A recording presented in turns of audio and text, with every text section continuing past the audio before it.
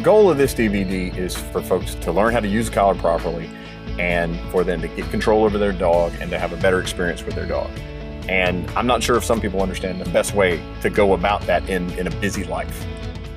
You know, we all live with the dog. We all have to feed the dog, we walk the dog, we have to take them out to the bathroom, and we hang out watching TV at night. Okay. So if we're doing that, we have time to have the dog walk nicely when we take him for a walk. We have time to make him sit at the door. We have time to make him stay on his place when we're having dinner.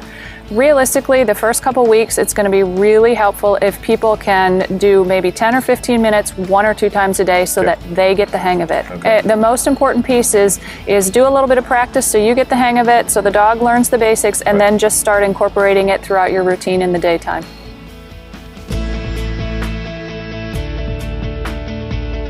If I'm training somebody's dog for them, I'm probably working the dog 3 or 4 times a day. Okay. I recognize that people, have another career besides dog trainer. Right. So I would encourage them to get in 2 a day. You can do 1 before you go to work. You can do 1 when you come home and you have to walk the dog anyway.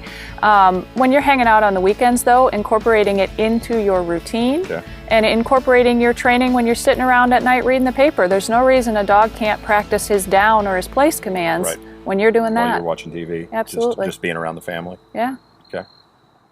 What's a normal training session for you? You know, for most people, if they kind of set that time frame around 15 to 20 minutes, they're probably in a good range. Okay.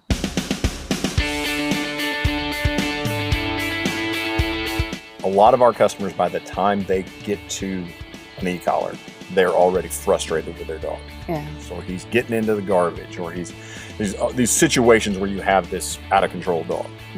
And they come about it from a problem solving standpoint. You've got a little different philosophy on that. Most problems are caused by a dog being frustrated and under-exercised. I mean, the reality is our lifestyle now is really busy. The dogs do not have the opportunity to run off leash because most people don't have really good control. Sure. So if we can start out at the beginning, teach real simple things like you gotta come when called, now we can take the leash off in a couple weeks usually, and we can really exercise the dog. When we can exercise the dog and we add in just a little bit of structure around the house, most of the problems are going to go away. The dog is tired, and a tired dog is a good dog, and the dog is getting some mental stimulation from these workouts, and that's going to help dramatically. So having just a regular activity for the dog, something that engages them physically and mentally, is going to help fix some of these issues. It's huge. Sure.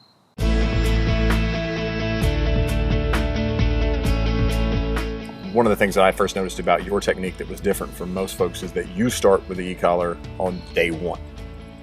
And that's a little different from what a lot of people say. I'm primarily a pet dog trainer, and these people have really busy lives. For me to ask them to spend 6 or 8 weeks training with another methodology and then we're going to incorporate the collar made no sense at all. Sooner or later is going to be the first time you use the e-collar. The first time is always the first time. Why can't you teach both pieces in one fell swoop? All together. All together.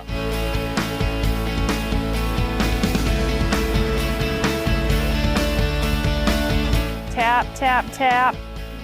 Explain how you use stimulation.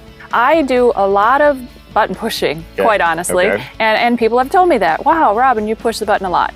If I can push the button many times, it's a little bit easier on the dog than one time with that little bit higher pressure. Multiple times, I think, gives the dog lots of opportunity to feel it at this little bit lower level than maybe what some people are proposing. With a higher level? Yeah. Okay. I'm going to err on the side of repetition. When I'm working with a dog, I'm going to press and I'm going to repeat a few times as opposed to raising it and insisting do it now, because I want to err on the side that maybe the dog doesn't really know it yet. Okay. So we're going to give a few more pulses and a few more opportunities to respond. Okay.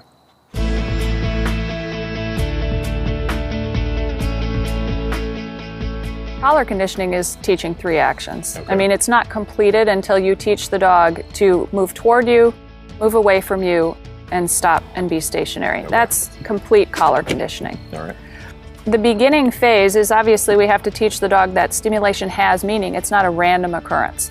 So in the very beginning, the first piece of information that I want the dog to understand is when you feel sensation, move toward me. Okay. That's always going to be at least my default. Worst case scenario, if somebody had to stop the training right there, they've taught their dog, when you feel stim, come to your handler. Yep. Okay.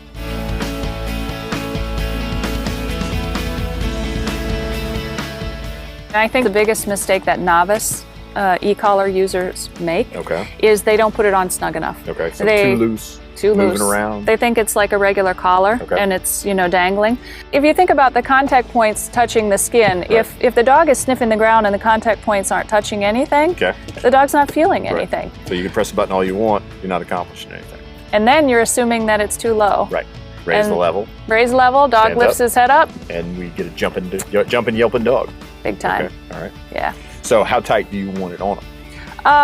Well, if the dog has a lot of hair like Diva does, I make sure that I kind of rake it or wiggle it a little Okay. bit before I snap it down.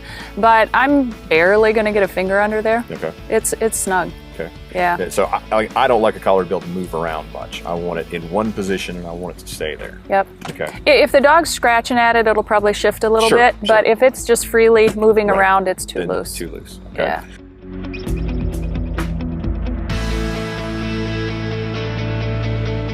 Tell us a little bit about some of the reactions that you're looking for from the dog to tell that they're feeling the stimulation. In my opinion, it's a lot more subtle than most people think. Typically, people have looked for a startle response. They've looked for, the dog, they almost expect the dog to Right. jump. And that will happen from time to time. That happens. But that's not ideally what I want. What I'm looking for is momentary pause in behavior. Sometimes it's the dog lifting his head off the ground because he's been busy sniffing, so he lifts the head up. Sometimes it's actually just a change in the breathing. A dog that is panting will close his mouth. Okay. Sometimes it is that kind of quizzical look where the dog looks around like, well, what was that? Right. Maybe a fly just buzzed by me or something. So it's a relatively subtle thing is what I want to teach people to look for. Okay.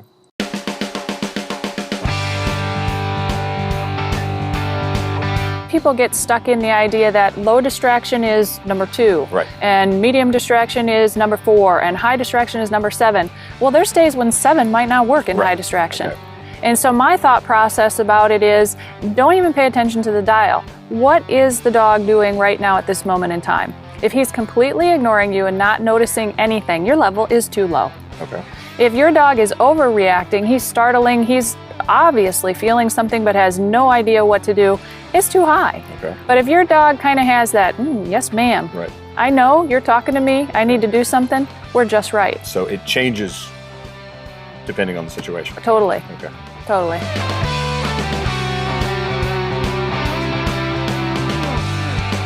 As soon as I figure out the dog can notice something, they feel some sort of sensation, the first association I want them to make with it is that they move toward their handler. Okay. That's How do you go about getting them to move toward you? That's why a leash or a long line is absolutely critical piece of equipment. The handler has a responsibility in this training protocol to move away from the dog. And motion away from a dog tends to get them to follow you. Okay. So if we're tapping and moving away from the dog, automatically there's some tension applied to that leash, and that's going to get the dog to move toward you. Then the sensation goes away. Okay. The dog learns very quickly he can control the sensation goes away when I move toward mom or dad. Okay. And giving the dog the sense of control creates a happy, reliable response. So we're automatically teaching a recall or a follow me first, and we're getting a dog to understand he can control it. Ultimately, that's what we want. I want the dog to know the sooner you comply with whatever I asked you, the sooner you can then go and have your freedom. So you're developing focus here as far as you're being able to get their attention in any situation and getting them to focus on you. Yeah, that's the beginning stage. And then we can build it into all sorts of cool stuff.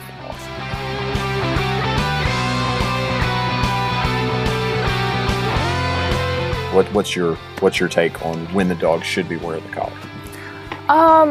Basically, whenever you're hanging out and there's opportunity that you're going to be paying attention to them. Okay. So if you're going to work and the dog's in a crate or he's left behind in the house, there's no reason to have the collar on. Okay.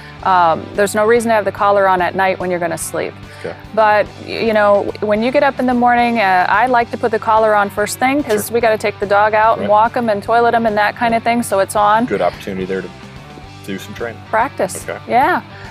So anytime you have when you're interacting with a dog, you're going to want to have the training collar on and the remote close by.